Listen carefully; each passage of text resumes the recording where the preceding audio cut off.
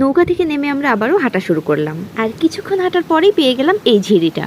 তো দেবতাখুমে যাওয়ার সময়ই আমরা এই ঝিরিটা দেখে পাগল হয়ে গিয়েছিলাম, আর এখানে নেমে ছবি ভিডিও করতে চেয়েছিলাম, কিন্তু আমাদের গাইড যাওয়ার সময় আমাদেরকে এখানে দাঁড়াতে দেয়নি। বলেছিল দেবতাখুম থেকে ব্যাক করার সময় যদি হাতে টাইম থাকে তাহলে তখন আমরা এখানে একটু দাঁড়াবো, যেটা আসলে একটা ভালো সিদ্ধান্ত ছিল।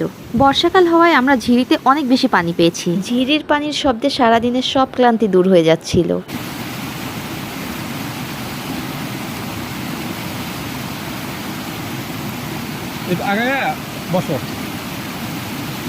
তো আমি ভাবছিলাম বসলে তো আবারও ভিজে যাব, এমনিতে আজকে সারাদিন এতবার ভিজেছি যে কি বলবো।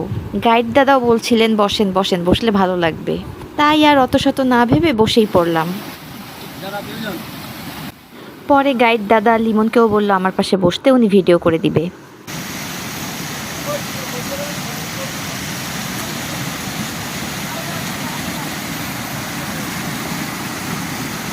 আর এই যে এখানে জেসিন দাদা নিজের মতো করে এনজয় করছে। ঝিরি থেকে উঠে আবারও হাঁটতে হাঁটতে আমরা চলে আসলাম সেই জায়গাটায় যেখান থেকে আমরা দেবতাখুমে যাওয়ার সিরিয়ালের জন্য ওয়েট করছিলাম, কিন্তু তখন এত বেশি মানুষ ছিল যে আমরা এখানে কোনো ছবিই তুলতে পারিনি। আর তাই আই লাভ দেবতাখুম লেখাটার সামনে দুই একটা ছবি তুলে আমরা আবারও হাঁটা শুরু করলাম।